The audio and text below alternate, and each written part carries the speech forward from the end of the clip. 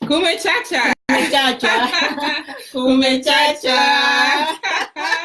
Habari diaspora. Welcome to the Diaspora Africa Breakfast Show. Yes. Let me look for my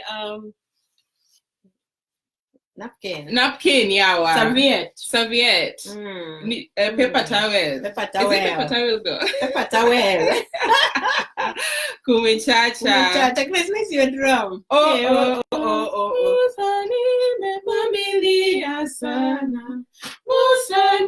Nimevumilia sana. Kupigwa kama mimi punda. Na sura yangu imeharibika. Na ngumi zako za kila siku Musa. Tabu. Ting, tidididing. Tabu. Ting, tidididing. Tabu. Kweli Musa uliponioa, sura yangu haikuwa na alama hata moja. Nilikuwa na afya nzuri, nilinona kama ngoima ya siringe. Hey, kweli Musa. Welcome. So we are sharing. Yes, we are sharing. We kindly ask you to share with your friends and join us this morning. Yes, in please. Kumechacha Africa Breakfast Show. Thank you. Kweli Musa uliponioa, sura yangu haikuwa na alama hata moja.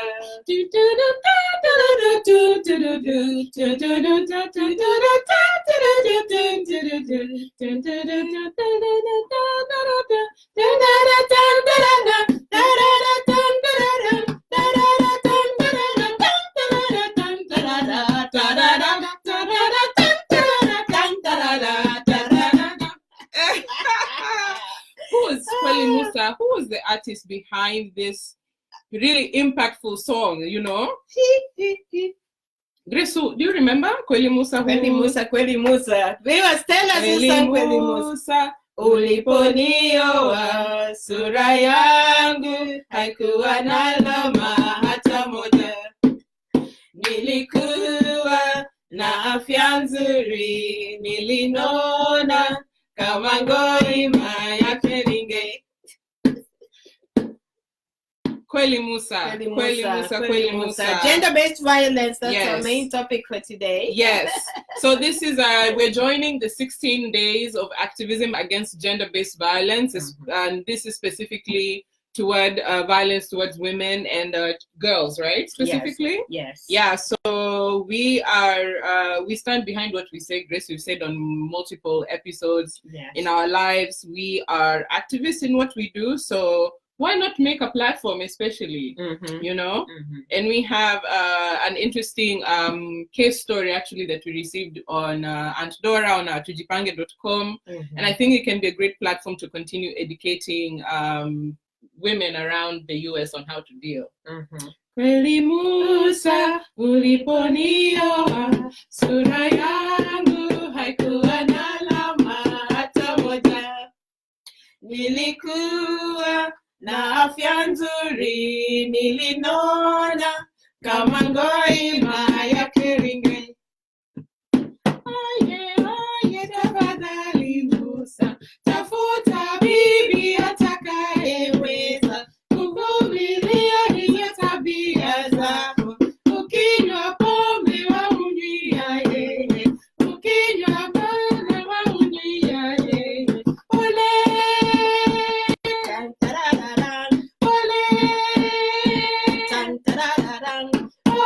Kweli Musa uliponioa, sura yangu haikuwa na alama hata moja.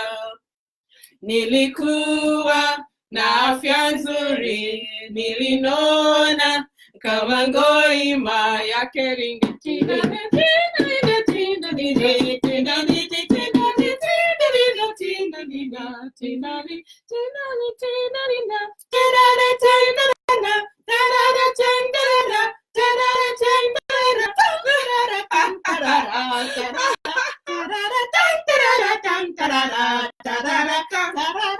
This guitar mine is not, the strings have not been tied. Wow. Hey, Kumechacha. Kumechacha. Grace, I remember, let me take this beautiful juice over here. Even me, let me drink mine, my peach sparkling cider. Tamu sana. Tamu sana. Join us for breakfast, and we hope that people who are home, you have your breakfast with you. Yes. And you're probably wondering why these ladies in orange. In orange, we'll get to that. But Grace, for the folks that are joining right now, before you share with other people to pay attention to this, we have a Christmas tree contest coming up. This is Tujipange Africa wants you to win $50, even 5,000 Kenya shillings. Yes. Naomi, thanks for joining us. Thanks for joining us. So you'll find the details on the summary that we have on the live show right now. But you can also see our album that we have shared of the people that have submitted. If you're a fan, like them, because the tree that has the most likes will win the 5,000. Kumechacha Christmas tree, $50 or 5,000 Kenyan shillings to celebrate your Christmas. Take a picture of your Christmas tree and mail it to us at tujipangeke.com at gmail.com. Yeah. And the person who gets the most likes wins the Christmas tree. The deadline is December 14th, 11:59 EST. Or 7:59 a.m. Kenyan time. Yes. Grace, have you put your Christmas tree up? I'm putting it up right now. I just got the decorations out of the box. Yeah. Oh gosh, me, I just like going to people's homes and decorating them. Oh gosh. Yeah, I think we've got some very beautiful trees. Already 4 people are in the contest, and they're winning. Share with your friends. Let your friends know that you've posted your Christmas tree, and you need that 5,000 Kenya shillings. We'll send it to you by M-Pesa. The one is now global. Yes. Tell them that you'll give them $1 when they donate. I don't know. You'll buy them something for Christmas. You look beautiful. Thank you so much. I like your Kenyan outfit. Which animal are you wearing? I am wearing a zebra. Yes, it's a we like to promote the African print. Buy Kenya, love Kenya, buy Kenya. These are our sisters and brothers who are struggling, making it hard in their careers to sell some of their wares. So buy it, promote them. Yes, and we are wearing orange today in commemoration of gender-based violence against women and children, as Grace has said. 16 days of activism. So Grace, there's normally an argument on whether gender-based violence is specifically against women or it is also against the man and the boy child, but 16 days of gender-based violence is specifically gender-based violence against women and children. 16 days of activism. We'll only be focusing on gender-based violence against women and children. Every year, I think it has been done for almost 2 decades now. Every year from November 25 to December 10th. So I'm glad we have the opportunity to share this broadcast and information with you on a day that falls within the 16 days. And we recognize that this 16 days of activism or gender-based violence, the need to address this is something that is accepted by the UN. It has been taken into governments and policy. So we want to explore what that means to you and knowing your rights, even when you are, you may not be in a place to maybe defend your rights or you feel like you're not able to stand up and speak for yourself. So some of the things that we take for granted and we think are just a part of our lives and a part of our relationships and families, but are actually classified in the UN as gender-based violence. So before we come to that topic, Grace, what? Uliponioa sura yangu haikuwa na alama hata moja. Nilikuwa na afya nzuri, nilinona kama ngoima ya keringe.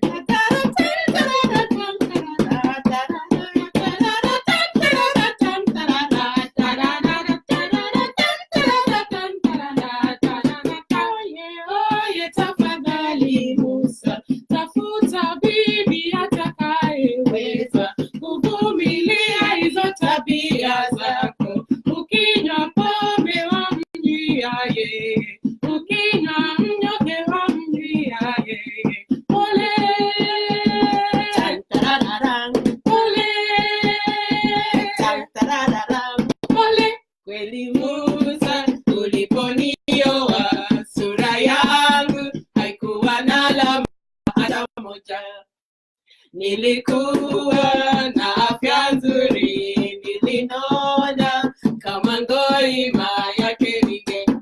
Wow, what an experience this lady had. Yes. going to a marriage when she was beautiful, all lashes beauty, and everything. Yes. And going back all like a wreck. Like a wreck. Yes. But before like so we are hoping that this song by Kweli Musa, let us know who the artist is if you know. We know it, but we want to see if you know. It's Konde? Okay. Is it Fundi Konde? Look it up. Google. Yes. This is a way to ease into the topic that we're about to have today. Yes. But first of all, habari diaspora, kumechacha again. Yes. I know there are people who are tuning in right now, so karibu tena. Yes. Your Saturday Africa Diaspora Breakfast Show. Grace, we have shared to our friends, we've shared to our group, so please do the same. Yes. And I hope you're also having breakfast today. If you're listening in UK, Ireland, Bahrain, I know Kumechacha Hanover. We want to give a special shout out to Belinda at Auma Kitchen Company. This moment they're having Rumba Hangla Christmas party in Hanover. Please, the people in Germany, please join them in Hanover. Absolutely. That is a Kumechacha represented in Germany. Yes, great job. The venue is beautiful. They're about to celebrate Christmas in style. Who else? If you're watching in the US, you know we are here, karibu, watching in all parts of the world. We see you. Yes. So Grace, what do we have for breakfast? Oh, we have. I'm telling you, our table is full. The table is full.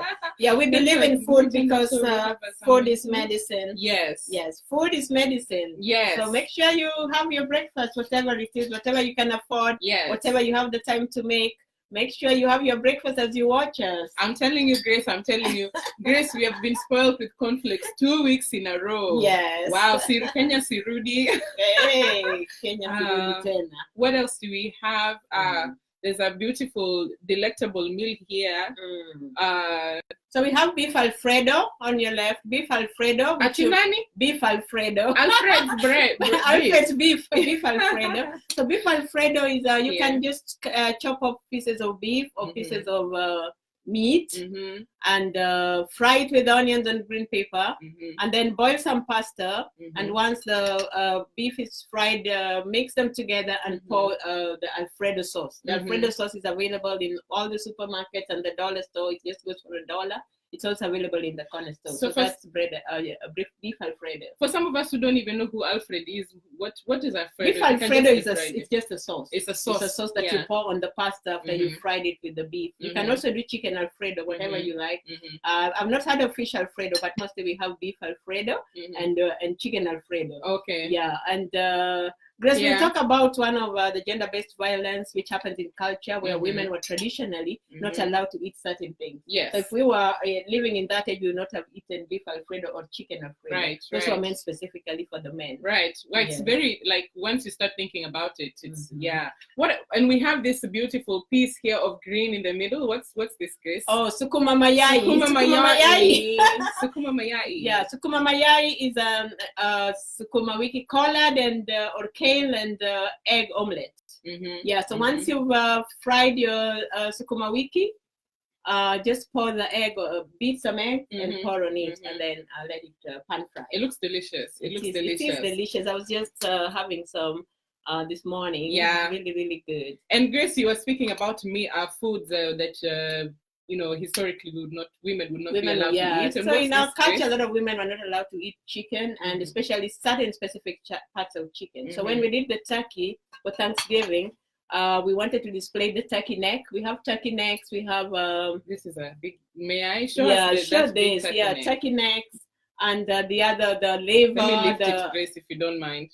The liver and pancreas, and all the intestines, the inner parts of the chicken or the turkey. Where women are not allowed to eat that. Wow. So now that we are in America, we have some of these freedoms. So if you have a taste for it, you may try it. Yes. And it's always good to eat it with pili.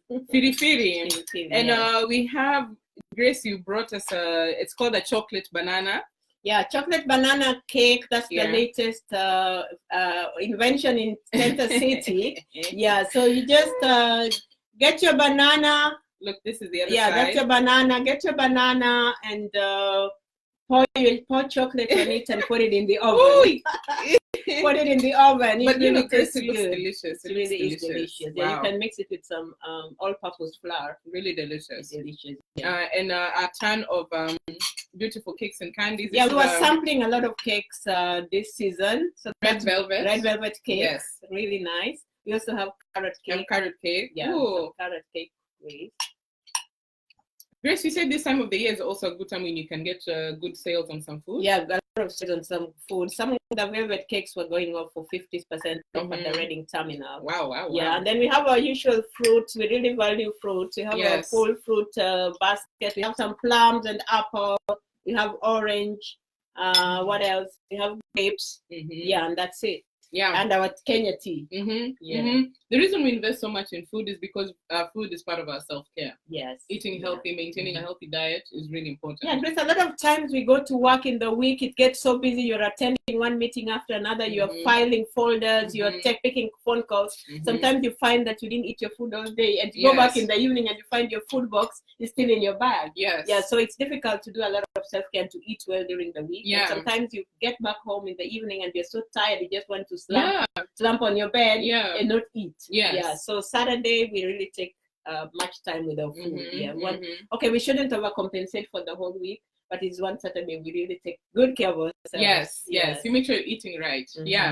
Wow, Grace. So speaking of self-care, I just want to ask you briefly what you worked on, because we really want to stress self-care is a thing that you do actively every day, every week. Yeah, so for me, self-care this week was reading a book called The Underground Woman. Yes. Yeah, which was launched a few weeks ago. I had not had time to read it.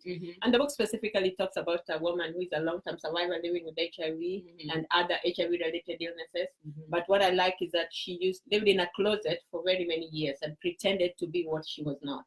But she finally got into self-actualization and realize that there's no need to act out for other people. It's just important to be you, because at the end of the day, your life matters. You have to take your medication and do you. Yeah, so I appreciate that she got out of her closet, out of being an underground woman into a celebrity. And the name of, I find the book, when you shared it, it was very beautiful. Oh, the book was very beautiful. And very beautiful. Yeah. So this was Asha Moloch. Yeah, that's awesome. Author. Yeah, really that's her second book. Wow. Yeah. Congratulations, Asha. And you also watch our show, so mad props, we love you.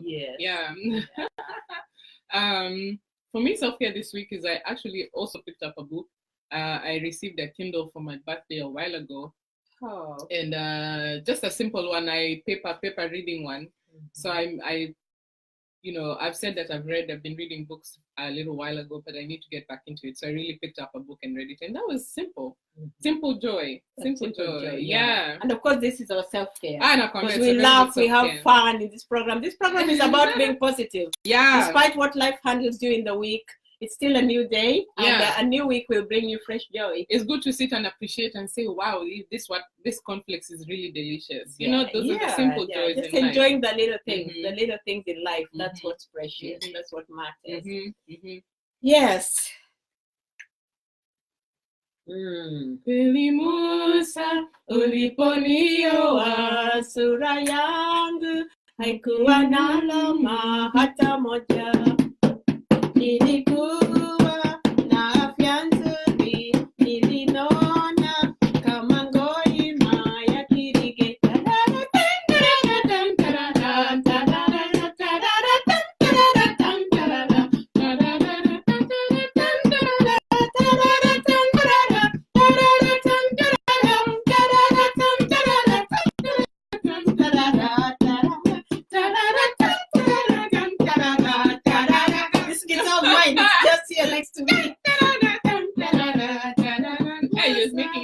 So nice. It sounds so nice. So you're wondering probably why we're singing Kweli Musa. Yes. Kweli Musa. Yes. In Grace, we have like a whole set of case examples to show to you today. So I'll pull up our Aunt Dora to maybe lead us into the very important conversation we need to have around gender-based violence. Yes. Yeah. Yeah, so Grace is going to pull out an article that a lady wrote to us in our Aunt Dora series. You can find all our Aunt Dora series in tujipangeafricamedium.com. Yeah, and then Dora, the lady wrote that her husband has been hiding her car keys. Yes. Okay, pull it out. Yes. I don't... tell it before you tell us. Yeah. Absolutely. Yeah. So this is, like Grace said, you'll find this on tujipange.com. And this is our Aunt Dora, which came in sometime around last year, around the same time, actually. Yes. And it tells about Dear Aunt Dora. I'm going to read it from the article itself. My husband brought me to the US 2 years ago from upcountry, Kenya. I am 30 while he is 37. We got married in Nairobi at a small, colorful wedding, and I came back with him to start our new life. We went to college together back home and dated briefly for about 3 months before he disappeared on me. 5 years later, we met on Facebook and he asked me for a friend request. He told me he got a green card through lottery, but he was still single and interested in reviving our relationship. I was doubtful since he disappeared without saying goodbye, but against my better judgment, I agreed. I was still in love with him. Nonetheless, I agreed to marry him and join him in the US. I've been a good housewife. I do laundry, prepare his breakfast, and pack his lunch at 4 a.m., clean the house, and submit to his conjugal rights. 2 years after staying indoors and suffering much abuse, I got a good job as a customer service representative at a phone store. Before then, my husband would not let me touch any money or even go to the mall or corner store by myself. I begged him to buy me clothes, underwear, and sanitary towels. I lived in America without knowing America. He did not allow me to ride in his car.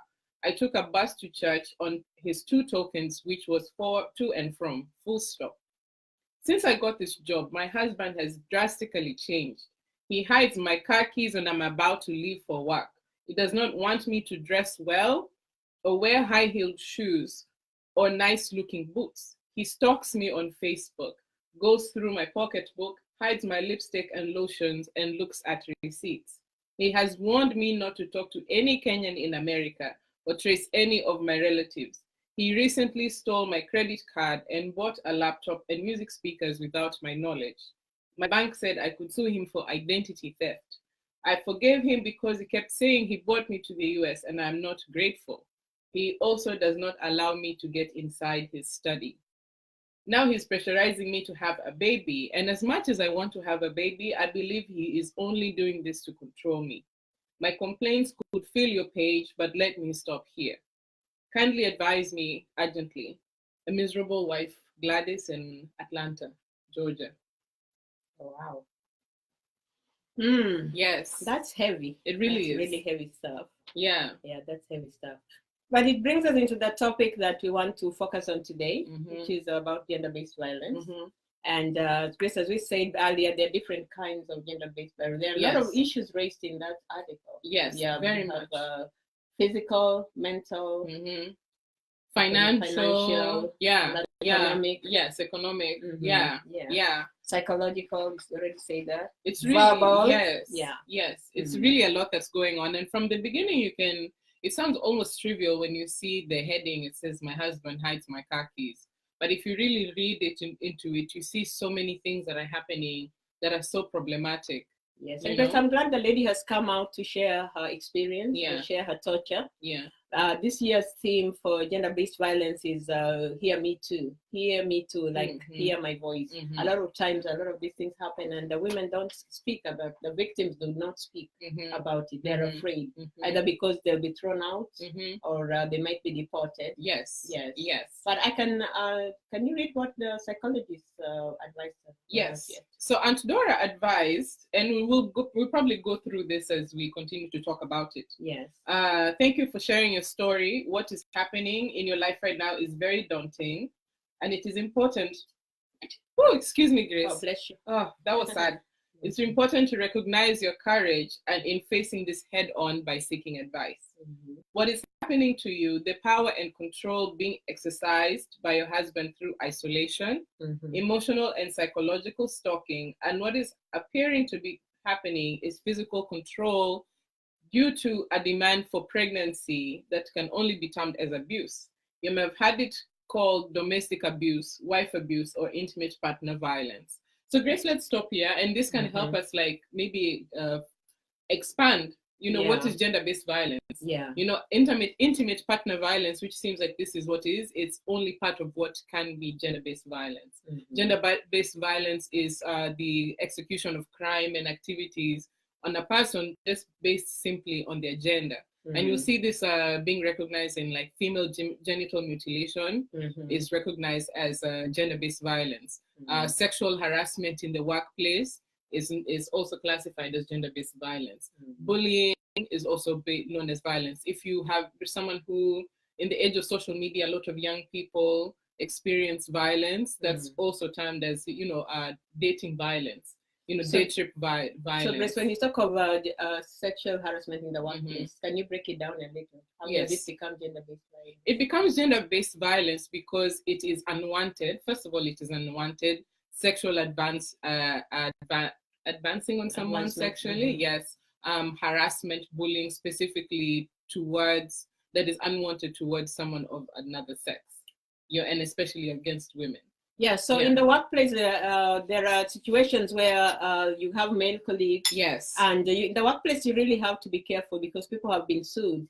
When you are hugging or touching a male colleague, you have to be very, very careful. Like, you have to ask first because you cannot get into their personal space. Yeah, someone might just come and do this, like, hello, Grace, and that becomes a big issue. So do not just touch anybody at the workplace, a member of the opposite sex, because they will say that you sexually harassed them. Again, when you're talking to someone or you're having an argument, don't move close to somebody, that close, there must be some space. Yeah, because if you move up to a certain level, you will have sexually harassed them by getting close. They can say you probably were trying to intimidate them. Yes. So, and there have been like legitimate causes. I know sometimes it can happen where, depending on who reports it or who defines it, it can make a difference, and that's also some type of retaliation, is some type of gender-based violence. If your employers are not willing to listen to your case, if you do have a case of what has happened, if they brush it off as, oh, you're friends, you're casual, why would you do that? That's another type of gender-based violence. Yeah, and you've been seeing in the media, there's been a lot of news of CEOs and other heads of organizations being asked to step down because they sexually harassed or they were involved unwantedly with members of their staff. Yes. And also I know young people send a lot of like it's reality. Parents, if you don't know, or in the age of social media, people are very liberal with sending their nude photos or very sexually suggestive photos.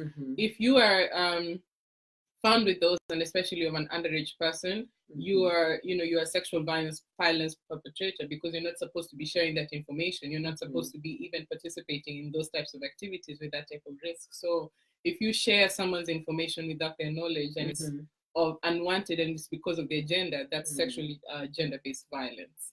Yeah. So I know it's a lot to unpack, but when it comes to intimate partner violence, it can become very complicated, and especially from a diaspora perspective. So there are a lot of, I think there are not a lot, but there's cases in the diaspora where someone either brought you home or you find yourself in a relationship and you're just the two of you. Perhaps you did not come in with the right papers. Yes. And we have seen in a lot of conversations going on in Facebook and on the internet, people saying they're being abused by their partners, but they're afraid to report to anybody. One, because they don't have the papers, or the makaras, as they call it, or they're afraid of being thrown out, they're afraid of being deported, they're afraid of losing their children. So how does Grace, as a psychologist, what do you recommend? That is, you just have to start looking at it from a perspective of what gender-based violence does to people, and especially women. Women are discriminated against. We've seen how women are discriminated against financially. They make 70 cents to $1. If in Africa or in Kenya, they do much more with so much less. So there's also the aspect of trauma. You expect that you're going to be treated equally, or treated fairly, or treated as a human being, and you're seeing that regardless of whatever you do, your gender is always going to be the one that people see. It's very traumatic. So like, even from the impact that it can have on the economic financial perspective, it's the traumatic aspect that it can carry on a person. Because then you feel like trapped. If you ever felt trapped, it feels, it does something to your mental. So we talk of gender-based partner relationship, based violence, and I look at it from a cultural and old school perspective. Yes. And I just want to go to ways in which culture has been used to abuse women. So there are cultures, African cultural societies, where it is beating a woman is allowed as a form of punishment. Yeah, and that is really gender-based violence. Yeah, it is believed that when a man beats you, he loves you. It's construed in the form of love. Yeah, it's construed in the form of love, or passion. Or passion, but it's more like a power thing. So the gender-based violence is about someone trying to claim power over you. Yeah, and that power is what you have to claim back because it diminishes your human rights. Yeah. And we cannot talk about gender-based violence without, like you said, power. You know, if it was possible for someone to, especially if all things were equal, and I think this is why we emphasize on women, if all things were equal, women who experience violence would have a more equal bounce back to maybe men who have experienced violence. That's just an assumption, I don't know. But women have been set up like, well, a woman is not able to live because they up until 2012, women were not recognized in the Kenyan constitution. There was no mention of the word woman in the constitution. Women could not own land. If you sometimes, even in America, up until a very recent time, you could not have a credit card in your own name without having your husband sign for you your credit card. And if you're with someone who has the papers, even if they're American, even if they have the citizenship or permanent resident, as long as you're depending on them or working with them on your citizenship or whatever, your legal status, you're very dependent on them. Yeah, because remember we just published an article recently that Mary Mwendwa did in Masabit, where the women still are not allowed to keep their own state ID identity cards. They don't keep any papers. Their husbands keep for them their cards, state IDs, and their bank accounts, everything. Right. So when they want to go to the bank, they have to go with the husband. The husband will not release their Kenyan IDs. Wow, Grace, you know, it when you say that, it reminds me of like the horror stories we hear in like Doha or Qatar on how you're brought over and your employer takes all your things and you have to work. It feels like some sort of slavery or servitude, you know? Yeah, once someone keeps your passport and you're in a foreign land, that is a very, very intense form of gender-based violence. Yes, it is. It really is. Yeah. Even like when we talk about women who are not like recognized without their husband. So women who, if you're widowed, that's like a whole type. You know, there are communities in which if you're widowed or something happened whether you become divorced or a relation breaks up, it really changes the dynamic. You become almost like a rejected woman, and that's the type of violence that's meted out from maybe a community perspective. It can be very damaging to women. It can be damaging. Yeah. Very, very damaging. Yeah. And then even within partner-based relationships, we talk about verbal violence. Yeah. What are some of the tools of violence in these relationships? You know, saying something like "you're stupid." You're stupid. You know. So remember the case where the husband kept telling her that she cooks bad food. Every time she cooks, she went for cookery classes. She tried everything to make her food look good, and friends said her food was tasty. Her relatives said her food was very tasty. But every time the man would come, touch the food and spit it and say the food is bad. That is another form of gender-based violence. Someone trying to make you lose your self-esteem and hold power over you. Yeah. So she even wrote a letter asking, am I this bad? Like, what can I do to make the man like the food? Wow. Yeah. It's a very type of like manipulation. And I just wonder why, the man could not make the food himself, or I don't know how he wanted his food, but to keep selling every time, whatever she cooked, whether it was tea, whether it was eggs, whether it was chicken, the man would come, put his hand in the pot and say, you can't cook, you don't know how to cook. And then he was going to chase her away or have her go back to Kenya because she could not cook. Wow. That's very like psychologically psychological torture. Yeah. And he did that in front of the children. Wow. Yeah, and the psychologists say that actually in that situation you need to get yourself out of that situation because it is a man who has an issue. He's having his own mental health issues which he needs to deal with, and he's trying to help you handle it for him.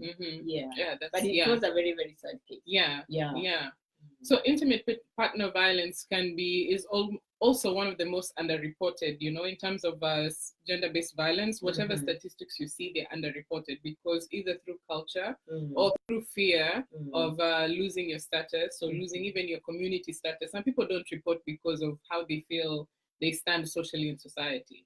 Yeah, and remember the other day when we were doing a walk out and about, we were talking about the lady who was teaching other women on Facebook or on video on YouTube how to put makeup on your face when you've been beaten by your husband or your partner, and he's left all these scars all over your face. So instead of going to the office with a black eye or a red eye or swollen face, she was teaching how you can do the makeup to cover it all up. That is so toxic. So to cover it up, and the women were like, wow, that's beautiful, I want to learn how to do that. Instead of reporting the matter, going to the police and getting your P3 or moving to a safe place, you are learning on YouTube and Facebook how to cover the makeup, how to cover the violence. I thought it was very unfortunate, and she got like a million views. A million views. So I think that's why trauma, the impact of like the psychological impact that these events or this continuous exertion of violence and power and control over time can really come, and it becomes unconscious almost. You don't even see yourself doing it, or participating in it, or excusing it, or rationalizing it, because that's what women experience. Sometimes that's why they may not feel comfortable leaving their family. So heck, Musa. Yeah, I think the artist comes with a great song expressing gender-based violence. Like, why would someone be beating you up? You're an adult. Why can there be as usual, we did our research and we typed the whole song. the whole song is there. We will sing it for you. Because it really she says, kweli Musa uliponiuoa, sura yangu haikuwa na alama hata moja. Honestly, Musa, for real, when you married me, my body had no single scar. Not even one single scar. Even one. I had good health. I was as healthy or as fat as the camels of Kirigi. That is a very, very beautiful way to express her beauty. Yes. But now she says her sura imeharibika. She's lost her beauty. With the boxing that he's giving her. He's beating her like a donkey, that an overworked donkey. Kupigwa kama mimi Musa nimevumilia sana. So it's not a one-time occurrence. No, she's persevered over time. Musa nimevumilia sana. Musa nimevumilia sana. Kupigwa kama mimi punda, na sura yangu imeharibika, na ngumi zako za kila siku Musa. Tabu.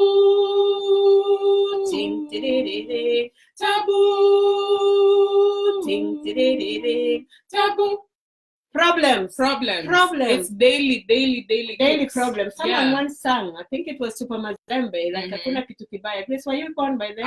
Maybe I was listening it through some my mother's womb. Kitu kibaya sana kama shida, si shida. Shida utambui mkubwa wala mdogo. Kila siku shida, hivi mpaka siku ya mwisho. Problems. This lady has really undergone problems. Problems. The man has dislocated her, metamorphosized her, until she does not look like the person she was when she got married. And you see a lot of women really nowadays in their marriage. The ladies you saw, the ones you escorted, you attended their weddings. When you see them now, old age of course is part of us, but they just the frustration has just weighed them. People are walking as if they're carrying very heavy burdens on their shoulders. The face has changed, everything has changed. It's all gender-based violence. Persevering, and a lot of mothers tell their children, their daughters, I persevered. That's why you have a family.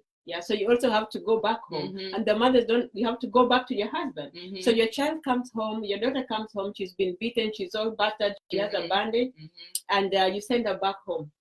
That is, the mother is not aware that she's actually committing gender-based violence against a fellow woman, even if it's a daughter. And in the name of, relationships are to be worked on, in the name of, be patient. Vumilia too.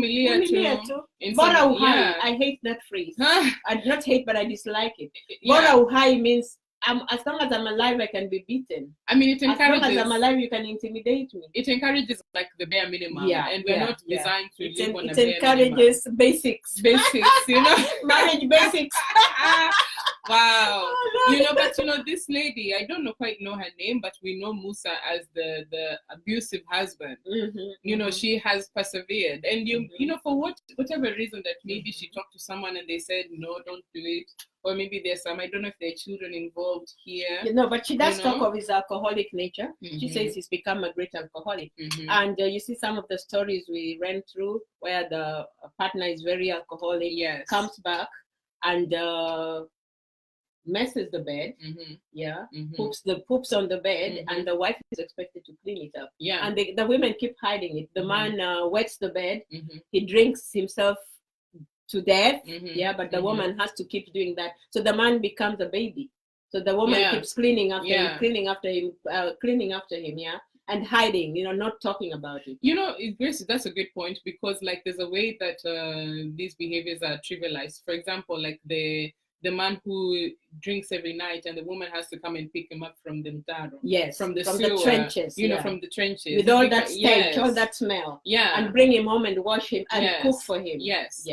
So that's a type of violence. No one ever, when we talk about healthy relationships, it's a human right to have a healthy relationship. When you talk about women being placed in these situations where they're being placed responsibility but with no power or no agency, or the woman, if you hide someone's car keys, you don't even allow them to choose. There are men or people out there who will chastise their wife and make them dress in bad clothing just because they don't want the competition. They tell the wife, don't wear that dress. Thank you, Phyllis. Thank you. Very interesting topic. Thank you for joining us. Thank you, Patricia, joining us from the Netherlands. Phyllis. There are people who will deliberately dress down their spouse in public. And yet when they met them, that is what attracted them in the first place. And it does not mean that now when you're in a relationship, you transform yourself and start wearing sacks, gunia, as if you're worshipping with the certain pastors in Kenya, where you have to dress in sackcloths, like you are insane, like you're in mourning. A relationship, a marriage should not be mourning. You're not at a funeral. But someone wants you to wear a dress reaching down, and just that will not even allow you to make your hair. Jealousy is not cute, especially when it's construed. I like that. Jealousy is not cute. Because there's some people there who is, whenever, even they're always suspicious that you are getting involved in something. You may take it to, oh, he cares about me. He's always, but it gets to a point where it becomes a controlling behavior. When they're saying checking through your phone, that's not love. But checking through the phone in America, checking someone's phone in America is gender-based violence, and the person can actually report you. You can go to the police station and sign. I just attended a gender-based violence workshop, and the expert, the professor, told us that if you check through someone's phone without their permission, they can actually go and take a P3 at a police station and take you to court, because you're trying to control them. You're trying to get into their personal space. Personal space is a very, very important matter. It's a very, very important word that you need to learn if you are in the diaspora, or if you're applying for that visa. Remember the personal space, because in Kenya we are always into how are you just even touching someone's hair without their permission. It's gender-based violence. Like, who gave you the permission? Your hair, your hands might be having some germs, Oh, Grace, let me tell you, like Bill Cosby, you all know Bill Cosby. Yes. That the story, especially the 2018 campaign for the 16 days of activism is Hear Me Too. And Me Too was a movement that really caught steam here in the US. And like Bill Cosby, who we all saw on the Cosby Show, I remember KBC would show that. Dr. Huxtable. Dr. Huxtable. Yes. Later has been convicted. America's greatest father. Yes, has been convicted as a sexually violent predator, because he used his power to coerce women, either in the name of fame or the name of who he was, into sexually compromising situations of which he abused them, and also using drinks. If you have ever gone to a party, he laced their drinks and he gave them the blue pill. He said he put it in their drink. He walked around with the blue pill. Date rape is real. There's a lot of young college women who are victims of date rape. And remember, he's now serving a life. He's serving 10 years here in Pennsylvania, by the way. In Philadelphia. So there are people who take advantage of their oh, I'll give you a scholarship if you come. Grace, you just raised that, taking advantage of young girls. Yes. Who need sponsorship, who need mentorship.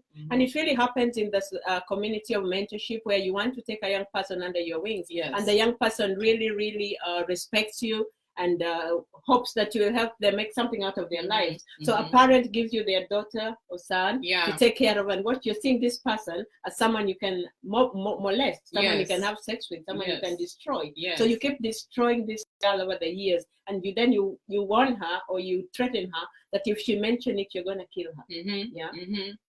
So, and that is also what happened with the priests. In some of the churches, not just the Catholic Church, but in a lot of the churches, there's a lot of gender-based violence. Mothers, fathers, giving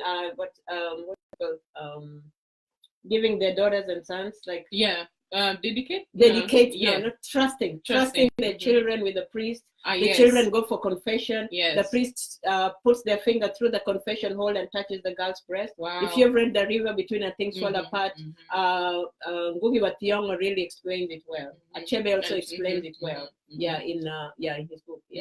So the priests, the fathers, the people you expect to really take care of your children, they should be like their fathers. They see them as older people. But they have let down the society, and this is the gender-based violence. So they are part of the Me Too. Like when the child says something, listen to them. When your daughter comes and tells you, the priest touched my breast, the priest asked me to make for them dinner. The teachers another lot that have really abused children.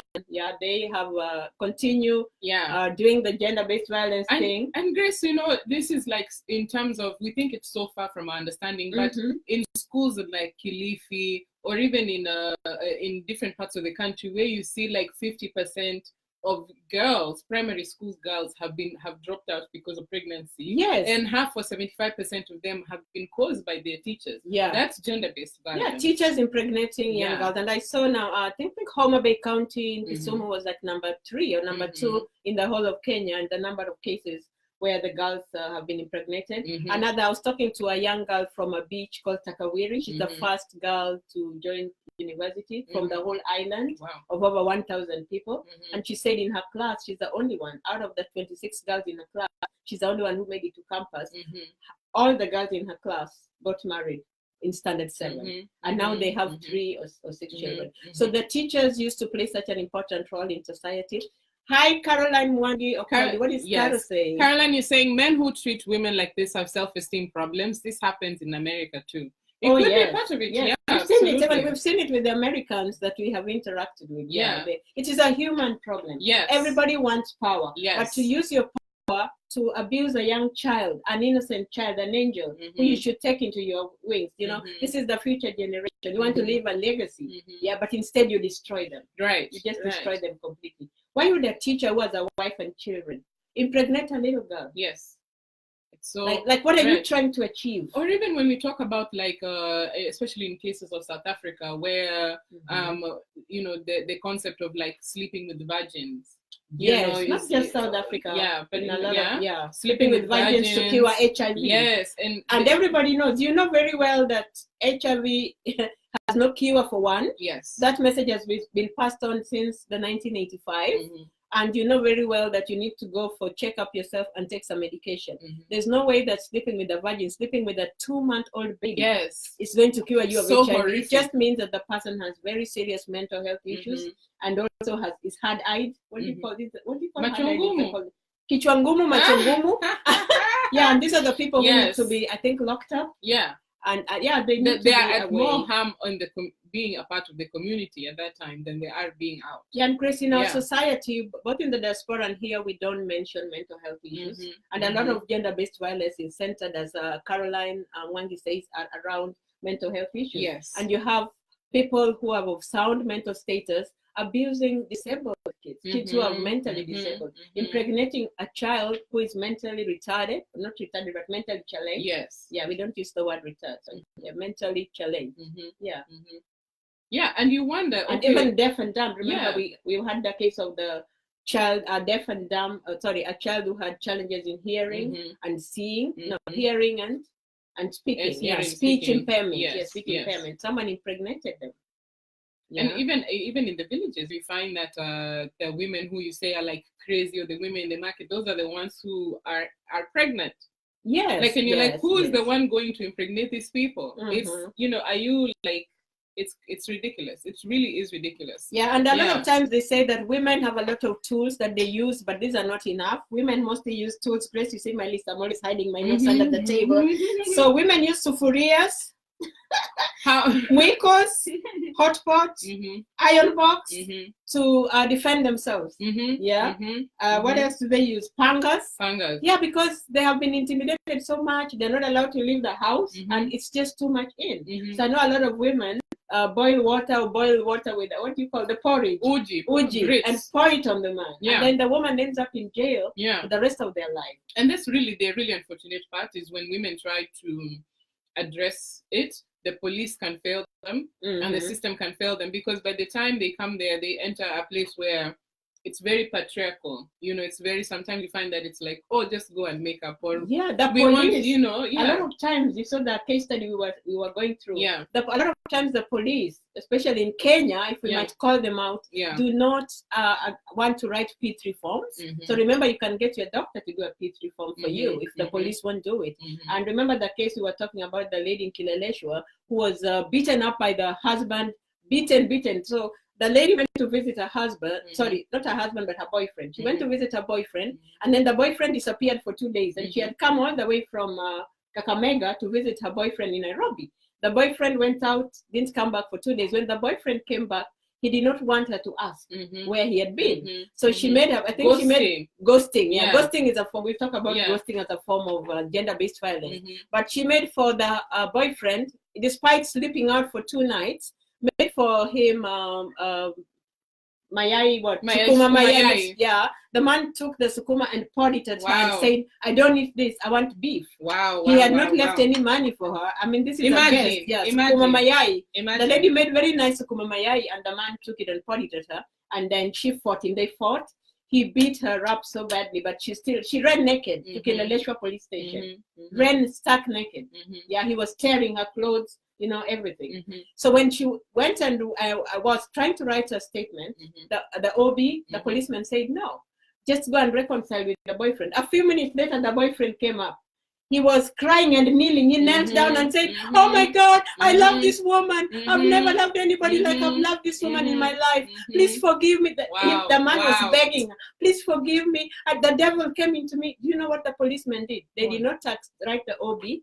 They told the woman, kuacha maneno mengi, stop being petty, and go back with your husband. Go back with your boyfriend wherever he is home. So the police were involved in gender-based violence. If you did that here, that lady could have, I don't know where you report the police. Grace, where do you report the police? At that point, you go to the press. Oh, the press is the new police. The press is the new police. Because now you're saying... this lady was battered. Kweli Musa uliponioa sura yangu haikuwa na alama hata moja. Hi Nancy Fambi, nilikuwa na afya nzuri, nilinona kama ngoima yake.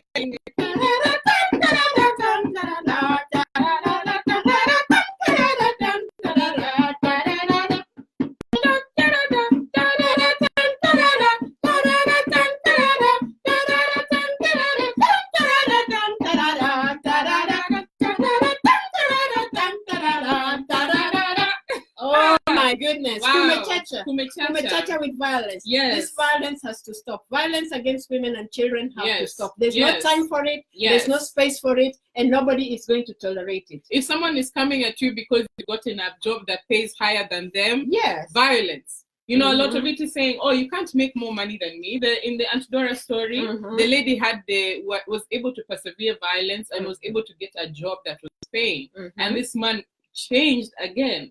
Changed again. Using blackmail. Blackmail is another form of gender-based violence. When the man brought the woman to Kenya, to the US from Kenya, nobody forced him. Nobody tied his hands and told him, take this woman and put her on the plane. He actually it was reached a personal out to her. choice. He reached out to her on Facebook. Yes. Yeah. Yeah. And now that he has brought her, she did not know that he was bringing her here to be his servant. Yeah. Because participating is different than someone intimidating you, not allowing you. Can you believe the lady had no underwear? Yeah. And she had, imagine a situation where you have to beg a man, your husband, to buy you underwear, and the lady had no tokens. The lady was not allowed to talk to the neighbor. It's called isolation. Isolation is another serious form of gender-based violence. If you are living with someone who will not allow you to interact with your family, to interact with your friends, or to even work, then there's a crisis there. That is a red flag. Red like a plum. Red. Nancy says it's shocking to hear all these things. Sad indeed. It is very sad, and they're happening, and that's why the theme. Nancy, thanks for joining us. I know you are a great human rights activist fighting for women and children. The theme this year for the gender-based violence, 16 days of activism against women and children, gender-based violence, is Hear Me Too. I also want to be heard. Because the women are not speaking. The children are not speaking. The children are not speaking because they're being threatened. And in their innocence, they believe that if the person says they will kill them, they will kill them. Yeah. If you tell, I will kill you. Incest within families. That's another serious form of gender-based violence going on. Fathers sleeping with their daughters. You know, if you read the diaspora, go to kenyamoja.com. You'll see in wakilishi.com, Diaspora Messenger, KSN, all the diaspora newspapers are abuzz with all the 7 Kenyans who are in jail right now. Jail. In Minnesota. In Houston, they raped their daughters. The men raped their 13-year-old daughters because they had disagreed with their wives. Yeah. So how do we make our children safe? Yes. Yeah. And their names are in the newspapers. I don't need to name them. Just go to kenyamoja.com, go to mwakilishi.com, go to diasporamessenger.com. This case was in court. It was in court 2 weeks ago.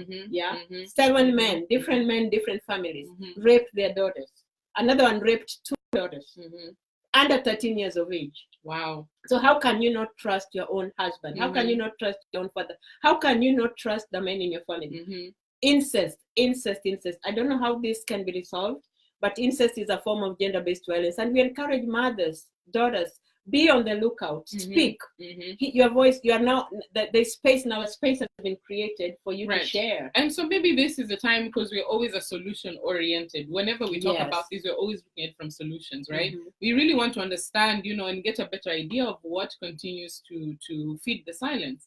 And so that we can share this information out there. You may be someone who's listening and you find that, wow, I feel like you're talking about me, or someone will be sitting there and said, that's someone I know. If you're sitting there and you're a caregiver, and you're noticing signs maybe within your children, or if you are a mandated reporter or a concerned citizen who is seeing something and has been trying to figure out, is this breaking personal boundaries? If I ask them, do I know what's happening? How can I participate? And being part of helping people share and get that courage to put their voices out there so they can receive the assistance and be part of, their advocacy. Yeah, and as a mandatory reporter, you don't have to ask, Grace. If you hear your neighbor, you suspect, even if you just suspect, without malice, you suspect that your neighbor is treating their wife in a certain way, that she has not come out of that house for a month or 2, you are allowed to call. You're allowed to call the police, call 911 and report. If people can call just the police just because the neighbor's dog was crying and they suspect that the neighbor is beating the dog,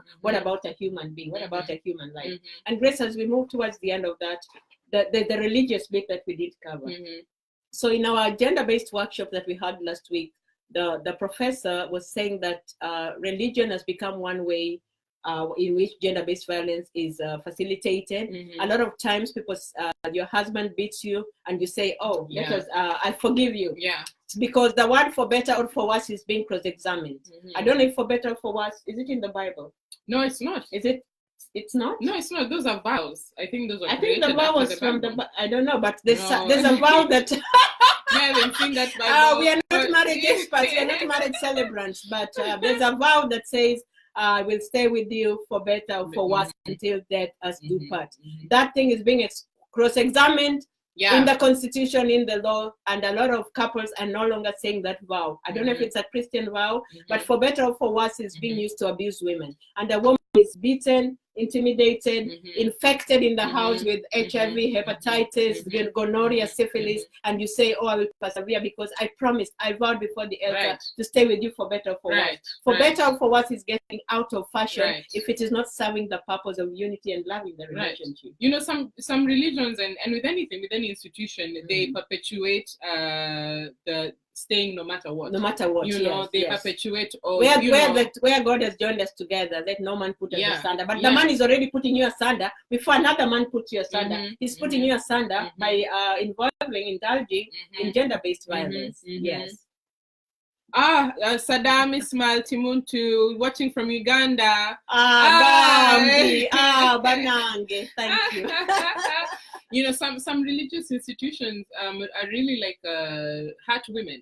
You know, when they talk about you cannot get a divorce and be a member of a church. You know, they put your religious identity in confusion because you're saying, wow, does that mean if I want to leave, or if I want to pursue like being single or something like that, that I'm going against my religious identity. You know, they put people in a quandary. You know, so you are bound. You're bound. You cannot get Holy Communion. You won't be buried because you're divorced. So it's like, let me do it for my children. Let me do it. We are always as women saying, let me do it for my children, when in fact you are causing harm to your child by staying in that abusive relationship. Because some people still have to. Some of the men need to go for mental health checkup, serious mental health checkup. You know, Grace, I want to share also, like, when it comes to, especially if you're a psychologist or work within the field, with the thing with, you can report, as a care worker, a psychologist or something like that, you can report incidences of child abuse. So if you're working with someone, or you hear there's an instance of child abuse happening or child violence happening, you can report it.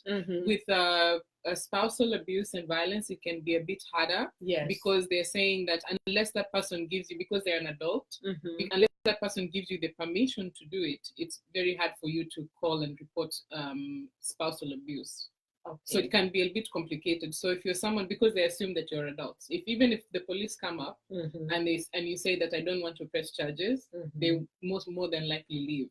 So Grace, how do you handle spousal abuse or relationship abuse where someone brought you here from Kenya and you don't have papers? So I think that's a really good question. I'm sure a lot of people are wondering about that. And there is, following the Battered Women and Immigration Act that was passed in 2002, they've created protections for women who are whose spouses or who are victims of sexual abuse or violence and trafficking, to give them a type of immigrant stay. So they've put protections to provide provisions for people. So let's say if you're going through the green card process and you're tied to your spouse's citizenship or permanent residence. In non-typical cases, they will need you to show that your marriage continues to be in good standing. And if someone experiences violence and they are fearful of, well, I can't do it with this person because it's not safe for me, and you're wondering, can I still do it? Yes, you can. You just have to file and be able to follow the instructions that they give you on.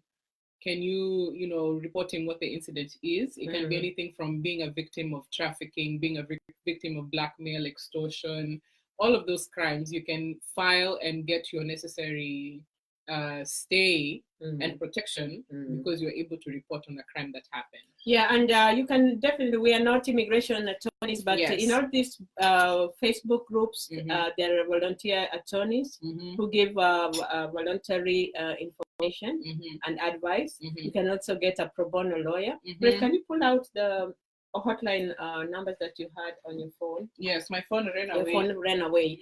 But even if you're not married to this person, but you already stayed with them for 6 months and there was intention, the person you had written somewhere, or the person in your communication, there was intention that you would be married to this person, you can still sue them. Yeah, you can still have custody for your child. If there was intention, if there was such a conversation as to imply that this person had promised to marry you and is now pulling out because they just wanted you as what do you call someone who wants you just to have a baby and then dump you, like a donor or something. Yeah, you're just a donor. They were bringing you from Kenya to be their donor, to have a child with you and send you back. You can still fight that battle. Don't give up. Fight that battle. Yes, fight that battle to the end. So the number, the National Domestic Violence Hotline, is 1-800-799 7233. 1-800-799-7233 or 1-866-SAFE, SAFE. I don't know what the numbers translate to, but we'll put it down there. 014.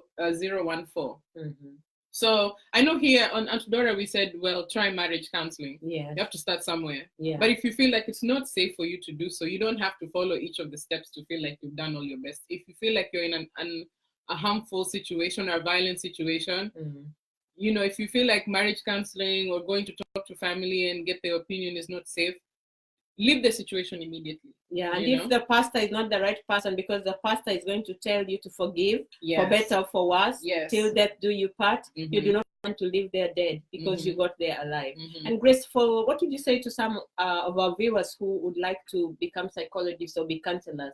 How do they go to college? How do you? Yeah, so what are your qualifications or something? Yeah, so it varies by the country that you're in. So in the United States, you would have to get either a master's in a social work or a counseling specific or clinical mental health or school, or you can go to school as a counseling psychologist. After you complete this, you can either have your PhD and do the necessary license to become a licensed psychologist or a licensed marriage and family therapist or a licensed social worker. So there are different ways that you can go about it. And I also want to say that if you feel that it is unsafe for you to go to the police, you know, maybe you got into the status. I was just reading, maybe you are you have an order of deportation on you, and you're still here, and you're wondering, what will I even do? Will I be harming myself more to go out there and report to the police, to the authorities? There are a lot of non-profit organizations, especially women organized against rape, women shelters that specifically focus on domestic violence that can serve you without regardless of your immigration status. So this is especially useful and important because there is funding, especially because it's an international thing, and there are a lot of funders around. They can find a way for you to receive the care that you need, to have a place to stay, to have the pro bono lawyers and that consult coming in without feeling that you're going to be putting yourself at risk by talking to a government institution about it. So you can call and find information that will serve you regardless of what your immigration status is. Hey, great. Kumechacha. Kumechacha. Kumechacha kweli. Kumechacha. Kumechacha. Musa nimevumilia sana. Musa nimevumilia sana. Kupigwa kama mimi punda. Na sura yangu imeharibika. Na ngumi zako za kila siku Musa. Tabu. Ting, tererere. Tabu. Tabu. Caroline says, and this is a good point, I think at times paying dowry makes a husband feel that the wife is property. Yes. So that's some of the partner abuses that we talked about, and it's become crazy. It's just become crazy how the family of the woman particularly demands so much that the man feels he's already your property, and he can do with you whatever he wants. And sometimes he will revenge on you just because of the way these cultural things that people think are a joke, the way he was teased and tested, and his manhood was tested at the woman's home, and the amount of money sometimes he has to take a loan, and then he says this is your property. So you're actually in the man's pocket, and he will treat you in whatever way he wants. But that should not stop you from seeking your rights. That should not stop you from looking for help. And you can always return the cows. The cows can be returned. And we'll talk about that in one of our cultural shows. We talked about it before, but we'll do it when we're doing our year's recap. We will show you how the cows can be returned if the man is frustrating you because he paid too much dowry. Kumechacha. Oh, Grace. Let us move to the witches and wizards of America. There's Frida. Frida. Frida, yeah. Contact Frida too. I'm telling you. Hey, Kumechacha. Grace, I just have to take my first cup of tea. Thank you for hanging with us. Remember the Christmas tree contest for those of you who are listening. $50 for the best Christmas tree. You'll see the link of how to submit your Christmas tree. We want to see what amazing things things you're getting done or you're putting on your Christmas tree, and it'll give you $50 for the ones with the most. 5,000 Kenyan shillings. Yes. That's not really that bad. 5,000 Kenyan shillings, you will get at least a chicken for dinner, a Christmas dinner, and some flour for chapat. Yeah, chapat. So Grace, you're telling me that the Nyawawa season is not over. The Nyawawa season is actually a year-round event. Yes. Witches are abounding. Okay, we have the latest news. We are now on the news desk. Serious manenos. New witches. The number of witches across America among the millennials, the young people like you, Grace, has risen drastically. More and more Americans are turning to astrology and pagan religions instead of Christianity or other religions.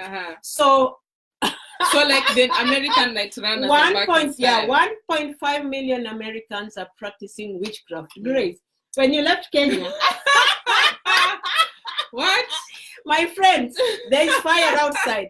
That colleague in the office, that neighbor in the neighborhood, that person sitting next to you in the church. People are wizards, witches. People are saying I'm a regular night runner, and they are proud. They are night running in America, jumping from one pub to another all night, driving around the streets all night. They are proud of it. They're saying, "I'm declaring, I've left the church." I tell you, the world is the same. The world is the same. I only knew about the famous Night Runner Club of Homa Bay, and they wanted to be registered by the Kenyan government. We did not know that when you came to America, you would find that 1.5 million Americans, and this is a research that is confirmed and verified by the Pew Center. Yeah, it came out a month ago. Are they recognized as a religion, Grace? No, they are practicing witchcraft. They are against religion. Yeah, the religion is not helping, and most of them are the youth. Yeah, the youth in America believe now in witchcraft, pagan rituals, and palm reading. Oh, I know when I was tarot. When I was growing up, some people would come, some of our cousins, or they would be like, "Let me read your palm. If you have this, but we just thought it was a joke." Yeah. So for promotions in the office, you wonder why you're not getting a promotion. Some of these witches, if you believe, I don't believe in witches, but people are going. These Americans are going to see the witch doctors. Yeah. So that they get promotions. Do you mean the Tanzanian witch doctors? Yes, I told you when the witch doctors got green cards, they came with their gifts. They came with their skills. Yeah, just because you got on the plane does not mean you left you or whatever. I understand they can even call the instruments. They can call them. They can call them from where they are in Mombasa, in wherever, in Naivasha. I'm telling you, these millennials are giving this waganga marufu kazi. Grace, there's business, there's money to be made in America. And this research was done from 1990 to 2008. Yeah. It was done for 18 years. Trinity College in Connecticut ran 3 large detailed religious surveys. And they have shown that Wicca grew, I don't know what practice that is, but those of you who practice witchcraft, Wicca grew tremendously over the period. Witches. And witches and witchcraft, the same people? So witchcraft, I think witches and wizards, I don't know. Witches are the ones who run on brooms. Oh, the one on... Okay. They jump on brooms. I don't know, but they say, they know themselves. We just want you to be consciously aware that 1.5 million Americans are practicing witchcraft, and that the young adults begin to attend, they're not attending church anymore. That's what the data says. Yeah. They don't attend church anymore. So they don't attend church, and then they are becoming witchcraft. They have switched from Christians to witches. Yeah. So the Wicca, which is the witch organization of witches in America, it's called Wicca. Okay. WICCA. In case you want to join, WICCA. In case you want to be a member of which the instructions are here.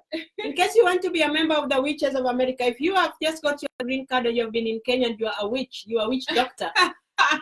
You are a wizard in Kenya and you want to join the new club here. It's called WICCA. Grace, we are an equal opportunity. We share all sorts of information. So equal opportunity here. Grace, wait and hear this. It has touched up the demonic roots of witchcraft with a cheery green tint, millennials.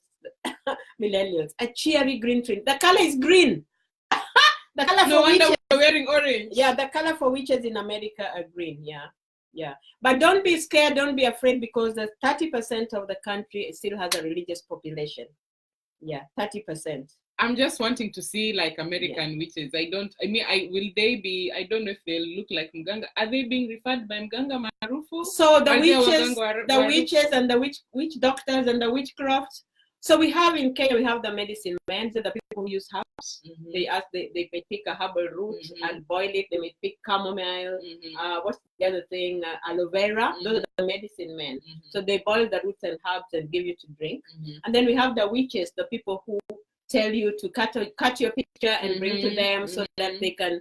The witches are also the people who ask you to bring a doll and then they pierce it. Voodoo, Voodoo, they pierce it and then you're supposed to die or something. Or the ones that ask you to cut your skin, or they ask you to sleep under with a mad woman or a mad man for 3 days. For 3 days, the witches, they ask you if you want a promotion, they can take you to the cemetery and ask you to sleep there for 3 days so that you get your promotion in the office. But it's just important to be careful of the people around you, because people are not really what they see. But this is just news. We're just giving you news. Yes. If you want to join, there's the Wicca Association, 1.5 million members. That's a good place to do a fundraising. Yeah. And you thought that, I think last week we did an episode of stereotypes, and you think that everyone here is just civilized, or they all go to church, or they also go to, synagogues, or they go to mosques. No. Yeah. There's a budding group of witchcraft here. Yeah, and Grace, I remember when I was in the media, there was a very famous celebrity in America who was seen in Loliondo, and the person had not gone to cover news. The person had gone to consult. So the witches, the witch doctors and the witches, that is the team where you go for oracles, and someone is supposed to foretell you what will happen in your future. You will marry a tall brown man. You will die on the 16th of February. Yeah, that kind of practices. But they're only 30%, so we are good. 70% are safe. Yeah, that's I don't know if I feel so safe, but it's okay. Hey, Kumechacha. Kumechacha Grace. Kumechacha. See you next Saturday with a special edition of Christmas carols. I think, Grace, we're going to do a special African Christmas. Let's do it. Join us. Compete. Don't forget to join the Christmas tree competition. You still have time. You still have how many days, Grace, to send? 14? 7 days. Yes. 7 more days to send you a picture of your Christmas tree and get $50 of 5,000 Kenyan shillings, which will arrive on your phone by M-Pesa. Promptly. We love you all. We love you, Kumechacha. Kumechacha, Grace. Kumechacha.